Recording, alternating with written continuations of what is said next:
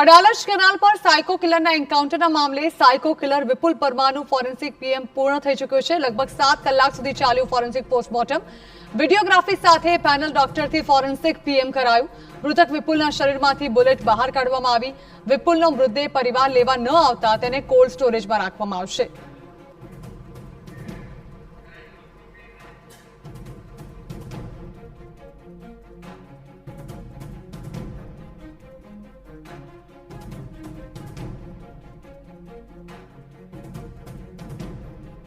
Psycho killer વિપુલ પરમારના encounter બાદ તેનું આજે પીએમ કરવામાં આવ્યું।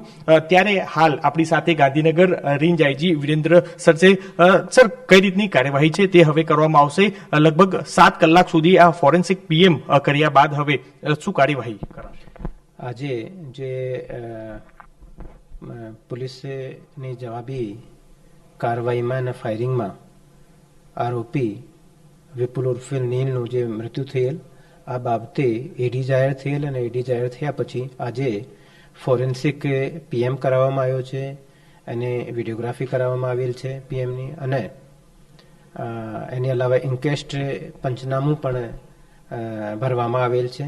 અને જે સ્થળ ઉપર જે બનાવ બન્યો આનું પણ એફએસએલને સાથે રાખીને અને એડીના કામે પંચનામું કરવામાં આવેલ છે। વિપુલ પરમારના પરિવારજનોએ કોઈએ પણ લાશ સ્વીકારવાનો પણ ઇનકાર કર્યો છે। હવે કઈ રીતની જે આગામી જે તેના મૃતદેહ સોંપવાની કે અથવા અંતિમ ક્રિયાની કાર્યવાહી જે થતી હોય છે?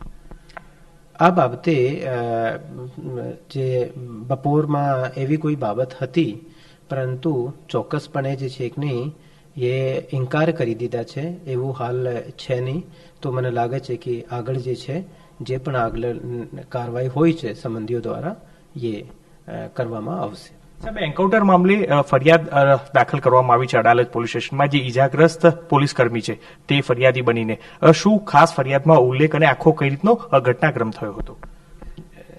જે આ ઘટનાક્રમ અંગે હું આપને પહેલા પણ હું જણાવેલ હતું, એવી જ રીતેની જે છે જે પોલીસ હેડ કોન્સ્ટેબલ જે ઇન્જર્ડ થયા છે આની પણ એક એફઆઈઆર લેવામાં આવેલ છે, કેમ કે એ જીવલેણ પોલીસ કોન્સ્ટેબલ ઉપર અને કર્મચારી અધિકારીઓ ઉપર એક જીવલેણ હુમલો એના દ્વારા કરવામાં આવેલ, તો એ 307ની જે ફરિયાદ છે એ પણ દાખલ કરવામાં આવેલ છે।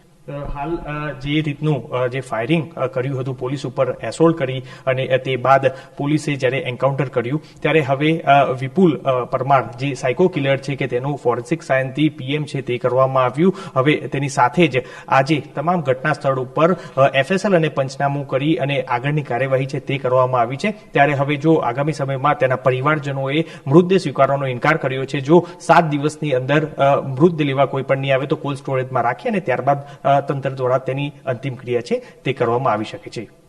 કેમેરા પર્સન દીપક સેન સાથે મિહિર સોની, ગાંધીનગર।